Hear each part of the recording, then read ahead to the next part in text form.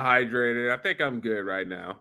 All right. From a room next to my bathroom in my basement, this is My Worst Holiday, a podcast about your worst wedding, funeral, bachelor party, bachelorette party, or whatever story's funny after. It doesn't even have to be a holiday. As long as the story's funny, I want to hear it. And today we have a very special guest, Mr. Michael Stafford. Say hello, Michael. Hey everybody, how you doing? Hey, Michael, I do want to tell say, us all I about do want to tell us say all about before we, Michael. Like, say you were a candy bar. Let's get to the nougat of Michael. okay. Well, what's the nougat? Well, What's the nougat? I'm originally from Cleveland, Ohio. I've been born and raised in Cleveland. Um, I majored in film production and minored in creative writing. So I grew up like watching films and stuff like that. My favorite type of films to watch is mostly just like action and superhero films. One of my favorite films back in the day was Batman 1989, which I actually noticed in the background. That is the Jack Nicholson Joker right there. Me and this guy. Oh yeah, that brings so much memories because I remember back in the day when my parents took me to go watch the Batman movie and stuff and saw one Yeah. of those cardboard cutouts of Joker and Batman, and there was like one particular scene that where Vicky Vale threw water in the Joker's face, Oh but yeah.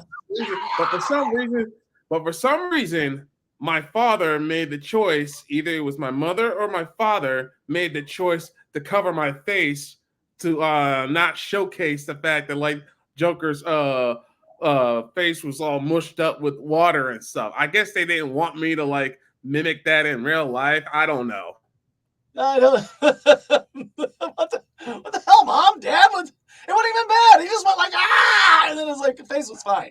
And the So funny like, thing is, it always traumatized me because, like, with the music building up and like you were saying, "Oh, my face is burning," it kind of like freaked me out because yeah, I never got the whole point of like actually seeing it as a kid. So as an older guy, I kind of like figured out like it wasn't even that big of a deal. yeah. No, it really wasn't. That scene wasn't a deal. Maybe your mom thought it was, and maybe she thought she was protecting you. Maybe like, and then after it's over, she's like, "The fuck, that wasn't bad. That wasn't bad." Parents always are always overprotective, so I guess I kind of understand it. My childhood probably wouldn't have, but as the adult guy, I do. Yeah, your parents might have been. Mine, not so much. Yeah. Here's a gun. Go hunting. Yeah. Oh, he's out. He's out in the woods. Like, Oh yeah, wow. is he gonna be back? Who knows? Maybe. You'll be back when you be back. He better be. I need the lawn mowed. Like that kind of a thing. Like, uh, these shelves ain't gonna dust themselves. He better get his ass back. Right. Supportive. That's what I Yeah, call it. Supportive and loving. That's right. Hey, Brett Allen's watching. He's a fellow podcaster. Say hi, Brett. How are you doing, buddy? We were talking to Michael Stafford. He's a director. And what else you got going on? So right now, what I got going on is like a couple of things. I'm a BTS videographer for Matt Cain's film. It's called Gatling, which is an MMA drama film. Basically, recording behind the scenes, and I'm also working on my own long short film called Shadow Dome Warrior of the Night, and that's basically about a troubled youth who gets into the crossfire of a drive-by shooting. He later becomes a caseworker by day and then vigilante Oh, by night. So it's a superhero drama type film. nice. That's super cool. A therapist by day and a vigilante by night. Nice. Yeah. That's nice. So it's What's his? almost like What's his? Daredevil-ish if you really think about it, Yeah. because these superheroes, they're doing things during the day, but then they're trying to like handle other business at night. So what's the city that this vigilante is haunting, is taking care of? So I'm going to give you a small little hint. It's not taking place in Cleveland. It's taking place in a city called Akron. Nalavelk. Oh, Nope, okay. Nalavelk. But here's the twist. It's actually Nalavelk is Cleveland spelled backwards. Oh, all right. I like what you did there. I want to like play onto that fact And of again, like, everybody, this is the first time on a podcast, so my worst holiday has the exclusive on that. it There is you go. it is super exclusive. And the thing was like I was kind of like debating like, do I want my superhero to take place in a real life city, or do I want to play into like the fictional city? So I kind of like put on that little bit of a twist where I wanted to like have like an actual city, but like have it like spelled backwards and stuff. So some people may get the hint of like that's the name of the city backwards, but they probably won't. They have to like probably like watch the movie several times to like actually look at the wording and stuff to see like, wait a minute, that's Or they think even the city's backwards. named after or they think it's a Lithuanian word, something like that. Oh yeah, absolutely. I probably will be like playing that little like concept and like in future films like that with like turning Toledo backwards or turning Akron backwards. It's just gonna be a wait and see for my future film projects. Or Ohio. Oh, there you go. See, there you go. Just play with people's mind. That's we'll just play with audiences' mind and let them figure things out. They have a river that's only been caught on fire -3 times. It's Negative three times. Wow. Never the heard Ohio negative. River 3 times. Caught on fire 3 Oh, got times. you. Oh, I got you. I got you. I got you. The negative fire river. I'm sure there's something you can weave into that. I mean, when you're making movies, there's always something to wean into it. There's always, yeah. And that's the beauty of movies. It's endless. That's the thing. That's the whole thing about the superhero thing. Like there's always, doesn't matter which one you're on, DC, Marvel. Yeah, it doesn't matter which universe. It's all weavable. All of it. Yeah. I've always grew up as a DC fan, although I do love Marvel's stuff. I always grew up reading about like DC comics than I did with Marvel comics. But it's so many Yeah. stories uh that they uh that they expand upon, and there's some stories that people favor the most based on like movies and stuff like that. But I've always grew up as a DC fan, enjoying like Batman, Superman, The Flash. I was always more of a Batman fan growing up. Yeah. Flash was always my he was my guy. I always liked Flash. In case you can't tell, I'm a little hyperactive. So Hey, yeah, it's there's nothing wrong. Nothing go wrong with figure. being hyperactive. You excited, man? I'm excited. You're excited. Yeah, no, Flash is always, and that's why I was so pissed off when the Flash movie finally. Actually, I was pissed off when the Justice League came out and they made Flash into that character, and I'm like, that's Yeah, not Flash. He's right. obnoxious and he's fun and he's super smart. Now they got like this kind of fucking weenie. Yeah, I don't know. I mean, when we started in the 1990s, you had John Wesley Shipp was a decent Flash, but then when we transitioned to Yeah, Grant Gustin, which he took up the mantle really well, especially after like 8 seasons and stuff, and expanding the story and stuff. yeah, But yeah, he then really now did. we have like I mean, then it was Ezra that Miller campy kind of like Smallville kind of a. Yeah, it is that campy Smallville Green Arrow kind of a genre, I mean, he yeah, still wasn't like nobody's ever really gave it like, well, the guy in the 90s kind of did. Like he yeah, gave it kind of that angst, but like really, yeah, Barry Allen on the series The Flash, really, mm, it's always got the kind of a love interest, kind of a kind of a thing. And it was a good series, don't get me wrong, but it didn't like he's not the comic book Flash. yeah. Yeah. But they're going through another reboot, so we'll see if like the Flash will resurface on this upteenth reboot that we got going on now. I'm sure they'll fuck it up for me. I'm positive they will. Well, I'm actually anticipating the Superman movie to see how they go about with this one. So I'm kind of like willing. I'm Yeah. kind of like really open because I don't want to be like one of those people that like see a picture or see a teaser and kind of like talk down about it. I would like to like I Yeah. like to like observe the imagery and observe the like the trailers to see like what's the whole stick of like the whole story and then invest the Yeah. time to actually see it because sometimes when you see a particular image you automatically think that like that's not how that character is supposed to be, that's not how that character is supposed to look, but then when you like watch the film and then understand it, and I think that's probably why over the years, I've learned a lot when going to film school. It's like learning about watching movies from a different perspective, learning how to like Right. actually tell a story and stuff, and why they went for that actual plot within the story. Right. Right. I think one of the best, the one I like a lot on DC, Hmm. and I don't know if they're going to bring it back. It's not sounding like they are. Was Black Adam? I thought that was Mm. fantastic. I loved Hawkman. I loved Fate. I loved well, Black Adam. Uh, I Well, thought they did that all right. I thought they did that super good. I think it was like really interesting because I think over the years, Dwayne Rock Johnson wanted to play the Black Adam for so long and stuff, but it never gotten lifted. Yeah. I was a little bit surprised that Dwayne Johnson wasn't Black Adam in the Shazam movies and stuff. Cause Yeah. like I've always Well, remembered they like left that Shazam one always seat hit. open.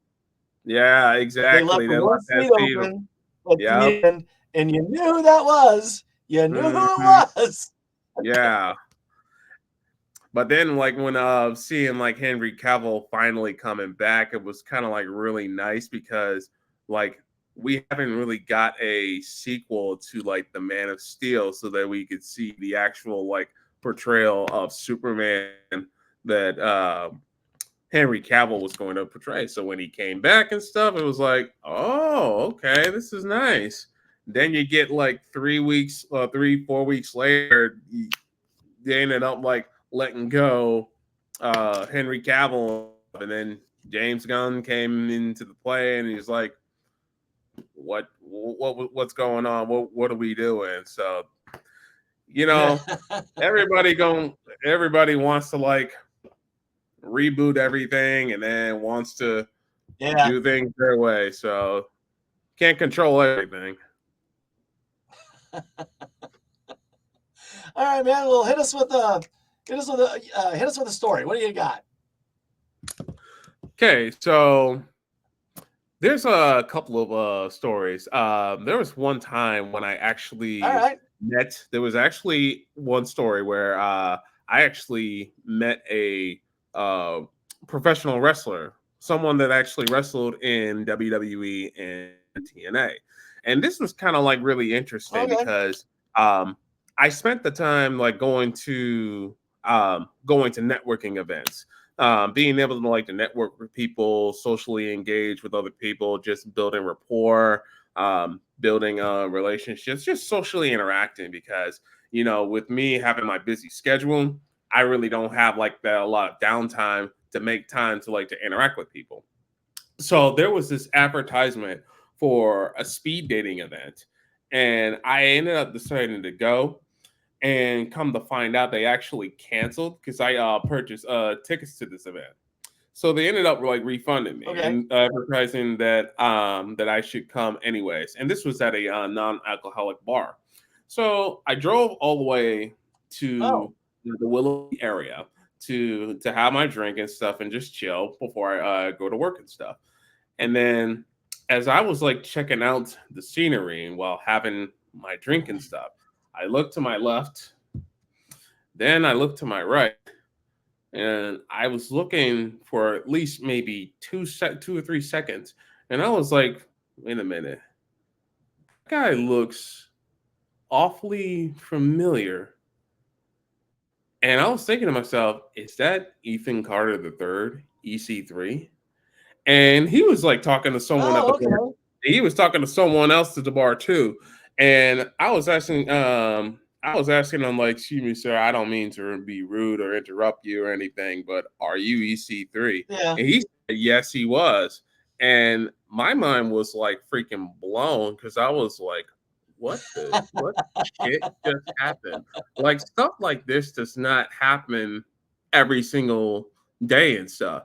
So he said that like I got Right, some like right. work. So he said that like he had like some business to do and stuff like type up and stuff, and he said he'd be with me in a minute and stuff. So I was like having my drink and stuff and just chilling out while talking to the bartender and stuff. And he actually approached me and we got like really acquainted and stuff like that. And he was a really cool dude and stuff.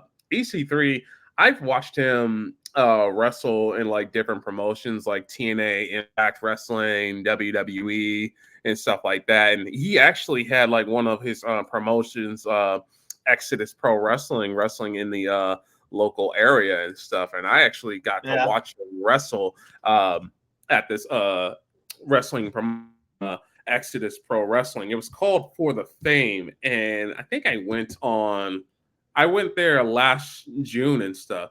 It's really fun to go to those local wrestling events because Yeah. it's a different atmosphere than when you go to a WWE event. When you're at a like a Yeah. Yeah. A local buddy of mine owns independent, a wrestling promotion. yeah, when you go to those like local wrestling promotions, you're a little bit more closer to the action as opposed to going to the WWE where you're either Right. like sitting in the front row or you're sitting at the nosebleeds. Because I used to remember my father taking me to wrestling promotions, we would always sit in like in the nosebleed sections because it was a lot more cheaper. Right. Right. Yeah. No, my buddy owns one. It's called Dreamwave, and it's around our area. And he Okay. knows a lot of different wrestlers, and he brings in some pretty big names. Like I've seen Bret Hart, I've seen Big Sexy, I've Bret Hart. seen Oh, okay, yeah. nice. But my the funniest one is I've seen the Honky Tonk Man twice, Oh, and nice. and the last time he's getting up there, he wasn't doing real well. Oh, Honky wasn't Mm. doing great. Yeah, Wayne was feeling kind of rough, and he was wrestling just a scrawny little guy or whatever. Uh, But anyway, I was coming down the stairs because I had to go to the bathroom. And I was going to go to the bar to get to the bathroom, and as I did, uh, like his match had ended, and he was walking towards me. uh, And as he walked towards me, I'm like, "Hey, Honky!" And I put out my hand to shake it, you know. And so I give him a hand to shake it, and he gives me this really light uh, handshake, and it was all wet because he just got done wrestling, and I was like, oh, ah! Like I just got light shook. This fucking monster of a guy just handed me this fucking. I don't know if he wanted a curtsy after I took it, but it was like I was like, what the fuck?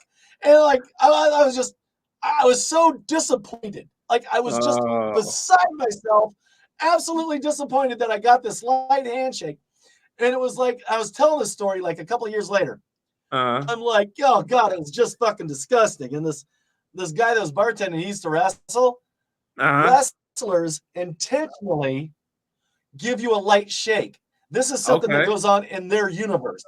And okay. that means I'm going to go easy on you. If somebody gives Oh, you a firm handshake, it means that they're going to go hard on you. So he naturally just gives me this light handshake. And I'm like, I've been pissed okay. off for years because of the fucking Oh, like see, God, take it easy on me, probably would honky. have You known know, that. like yeah, take it easy on me, honky. I don't know if you thought he was gonna crush my hand or anything, but I expected, you know, like a good firm look him in the eye and give him a shake. And he gave me this. It's crazy when you Oh, learn that stuff and so you never really thought about it, but when you learn about that stuff, you're kind of like, no, oh, I, that's why they do it. Yeah.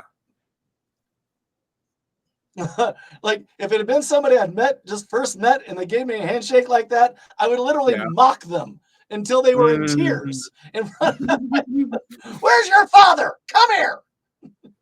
Cup your fucking hand and put it at the god damn. I've done it 100 times. My wife gets pissed off at me. What the fuck was that? Get Give me a fucking inch. I definitely look forward to like going to more local wrestling promotions because those are definitely a lot They're more fun. fun than I Yeah. expected. Yeah, I mean, I take my daughter. Nice. Yeah. Yeah. So yeah, and she's a little older now. She's not into it anymore, but yeah, but it's nice. Like Jay Repsol, shout out to Jay Repsol and Dreamwave Wrestling. He's got a great promotion. I mean, they Okay. sell the house every friggin' time. Every time they if you don't get in on tickets early, you're not getting tickets. Fills the house. Okay. Our local Knights of Columbus. That's where they fill it up at. Okay, that's very cool. So it's in Columbus, Ohio. No, it's the Knights of Columbus. Okay. It's a group. Okay, Hey, Phony very Flo's nice. watching. Hey, you want to hear a rapper? Go to your Alexa and give a shout. Give a shout. I go. I want to listen to Phony Flo. And this kid, he's young, he's dynamic, he's fantastic. Yeah, just give him a listen. You would not believe how young this kid is and how good he is. This kid can flow. All right, Like right times on, man. 40. Right on.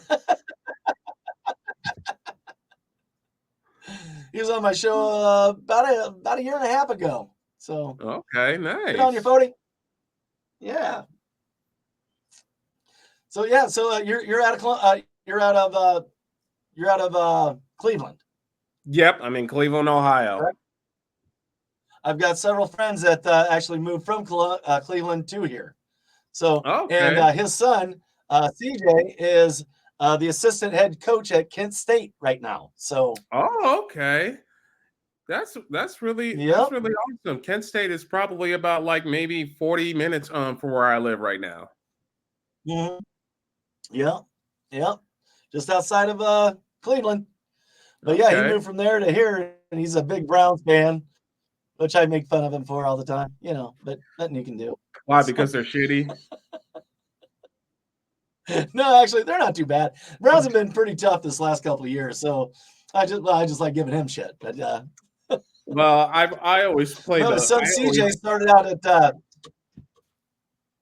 I always crack on the joke about Sorry, like go ahead. having that one day that like the Cleveland Browns may get to the Super Bowl one day. I mean, the Cleveland Cavaliers already won the NBA Finals and stuff, and I think uh, the Cleveland Guardians that used to be the Indians went to the World Series and stuff. So I feel Yeah. like anything's possible. Mm-hmm. Absolutely, absolutely, it is. Yeah.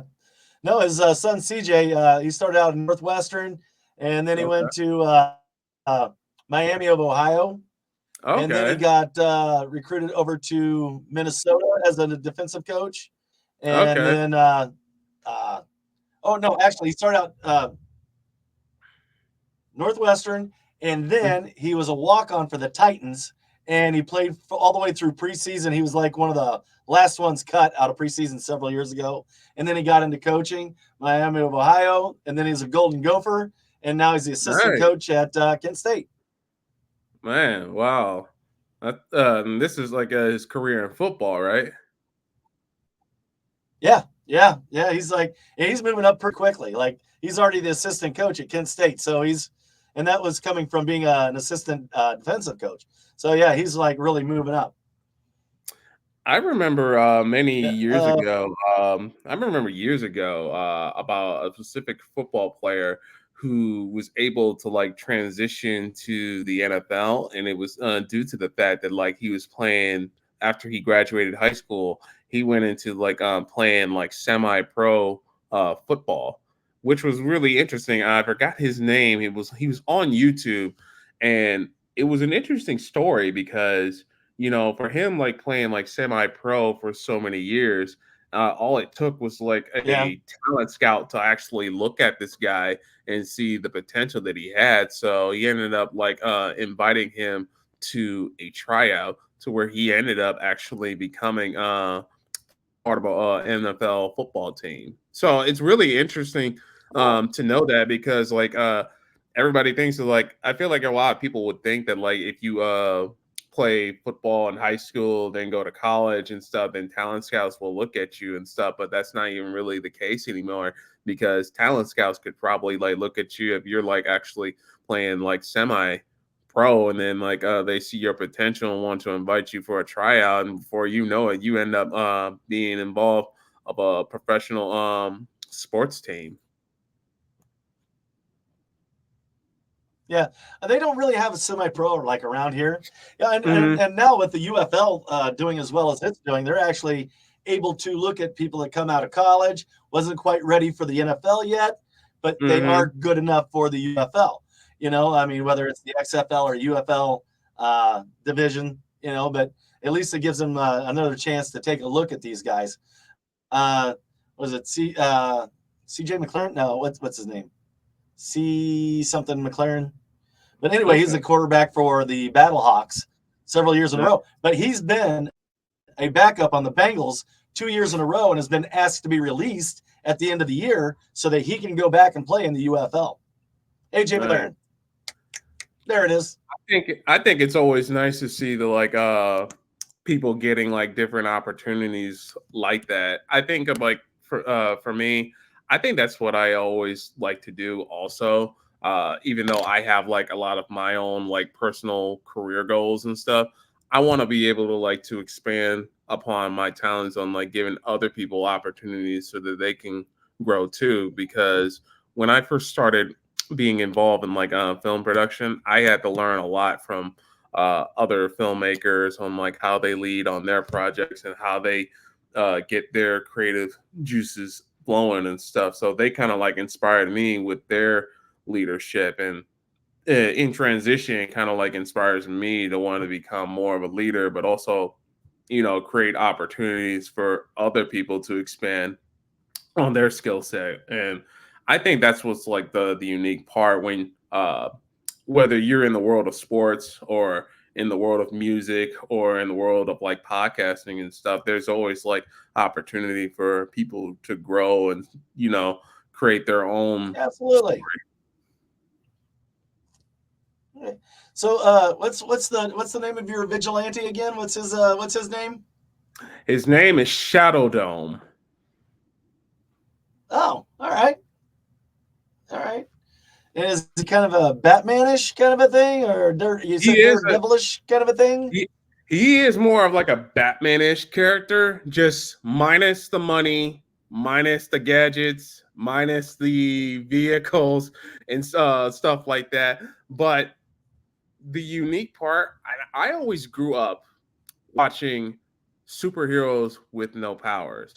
I don't have nothing against like Yeah. heroes like Thor, So you it Iron kind of, it kind of sounds Man. like Blank Man. It's Well, Blank Man was actually pretty entertaining when I was watching it because uh it was very because entertaining. It's a great movie. it was meant to be a parody, but it was Don't still slap like me a and call good me parody. Susan. Okay, Susan. And the interesting part with Blank Man was that he didn't really fight that much, but his brother did because he had like martial arts Yeah, experience. So Blank Man had to like right. rely on his like comedic gadgets to like to help him out and stuff, and he ended up like getting the girl in the end. Yeah. But with my Shadow Dome project, with Shadow Dome, I always he was like a huge inspiration with a lot of superheroes that didn't have no powers. So with Batman, Daredevil, even with like the Green Arrow, they relied Yeah. on like their own like physical stamina, and I think that was always what inspired me to where I've always enjoyed those kind of superheroes because they put a lot more effort in trying to like built into their physical bodies and stuff. And I think part of it too is like how I ended up like losing weight because the heaviest I weighed was like 306 pounds. And Jesus. this was about like 2020 or something like that. So like 4 years later, I ended up losing about like 56 pounds. I'm like around like 249 right now. Wow.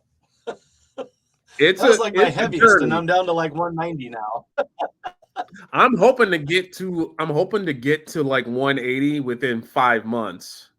that's my that would be my end goal, is to get to like 180 pounds. Good for you, man. Keep going. Oh, I Jesus, definitely am. that's a lot of weight. It is most That's a whole definitely. nother one of you. Funny thing was like when I started like losing, the funny thing was I started losing weight, I wasn't even trying to intentionally lose weight. Years ago, I was working as a case manager, Yeah, and when the pandemic took place, everything like ended up shutting down. Like you couldn't really go anywhere because yeah, like coronavirus was like spreading all over the place. So people had to like retreat to their homes and try to like figure out how to like go about their days and stuff, and started developing like the essential workers and stuff like that. So I was part of the essential workers that was like continuing working. But the thing was this, I usually get my productivity by engaging with other clients face to face by traveling to the schools and stuff. Now that with like everything like shutting down, we weren't able to like make contact with them face to face because coronavirus was spreading around. So the only way we were able to communicate with our clients to see right. how they're doing was basically communicating with them on the phone. And the other thing was too, I was trying to get out more. And being surrounded by four walls can really make you feel institutionalized, like Shawshank Redemption type shit. So I had to Yeah, figure out how I can like yeah, occupy my time while not driving myself too crazy. So I ended up going on YouTube. There was one time I went on YouTube, and I think I was looking at a YouTube channel by a WWE star named Sheamus. He had like his YouTube channel was called Celtic Warrior Workout, which is like he would hang out with other wrestlers and other athletes on doing like different workouts and stuff. And I noticed him like doing what was called like the burpees. So I thought to myself, okay, yeah. I'm gonna try to like to do like one set of burpees, or at least like do it at least like 10 times just to see how my body feels. After getting done with it, I was like, Right. okay, I'm gonna leave it alone. Then after a few days later, I went from going to like doing like the burpees, then doing the jumping jacks. And then the following week, it became Yeah. burpees, jumping jacks, push ups, high knees. And then the following week was just me just building the routine. So the times of like when I was like working at the house and stuff, I was simply like doing like jumping jacks and stuff just to occupy my mind and stuff. Even went to the point of like spending time walking, because I would always drive in my car getting to like the point A to point B. Right. Right. About a month or two later, people started like telling me like I noticed that you started to lose weight. And I never paid that much attention to it because the Oh. goal for me was that I was trying to like occupy my mind so I don't drive myself too crazy. Everybody else was just gaining Hmm. weight while being at home, while I was doing the exact Right. opposite. So when I started to They were notice playing video games. You were yeah, doing burpees. exactly. When I started to notice me losing weight and stuff, I was kind of like thinking to myself, okay, something is actually working. So I might as well just keep on going with this fitness journey. Then I even went there was even one time when I visited my mother. She loves watching Andy Griffith. Andy Griffith was her go-to guy. She enjoyed that TV show so much. Who don't love And Andy Griffith? Yeah. and the thing is, I always loved that intro with the whistle and stuff. It was like one of the most classic intros. We were watching an episode of with Betty where she was like cooking some stew. And I kind of like was watching. I was thinking to myself, you know what? I could probably just cook up some soup or something, just something for like the meal prep. So I ended up like going to the grocery store, getting my Right. vegetables and stuff, and boil all that stuff up, and let that just be my meal throughout the next 4 days and stuff. And little did I know that like I was starting to lose weight off of that. So I've been on quite of like a huge Yeah. fitness journey and stuff, and especially when the stores and places end up opening back up, I ended up going into like Planet Fitness, and that was kind of also like a game changer because I was able to like do different things with like the working out and getting on the treadmill and getting on the elliptical Right. bike and all that stuff. And little did I know that like I would build a routine and build a lifestyle with that. So now I'm like 249 pounds right now, and I'm pretty blessed, man. Congratulations, man. That's awesome. Good for you. Thank you. I really That's appreciate that's a it. lot of weight. That's a lot of weight. Yeah. It's See, a lot I'm of from. it's a lot of weight, and it's definitely a lot of like I think I was right self-discipline, around. which I I was like right believe is around like that's 250, how and I now I'm learned down about. to. Yeah. The other thing that helped me is I got type 2 diabetes. That shed a Oh, lot of okay. it right off. Just right off. It's That actually helped me out too, because like my that's a doctor told me that like I was like a pre-diabetic, and I was like, oh crap, like how did I become a pre-diabetic? I didn't even eat that much stuff, did I? Then I ended up looking back and like I'm saying like, yeah, I had like a Twinkie here and there and a Snickers because I love Snickers. But the big thing that like probably led me to becoming like a pre-diabetic was drinking Pepsi and Mountain Dew because there's so much oh big god, yeah, percentage that'll do added sugar. it.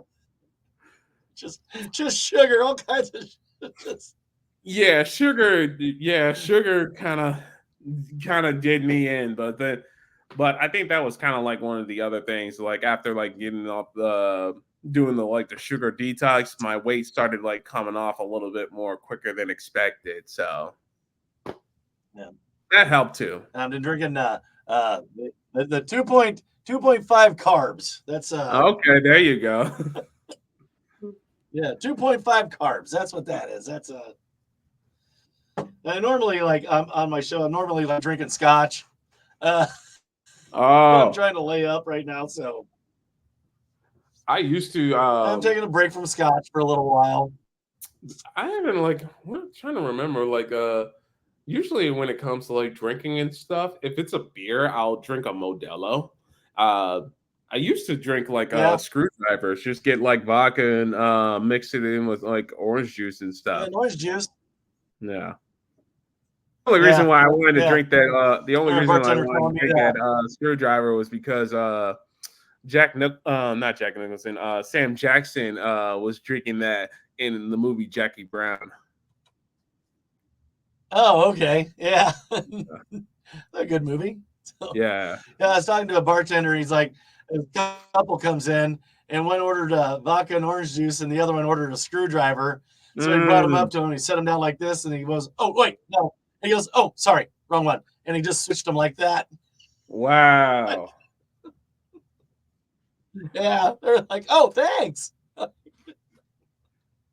They probably didn't care. They were just drinking anyway. No, it's the same thing. Yeah, it just didn't matter. Didn't matter. Yeah.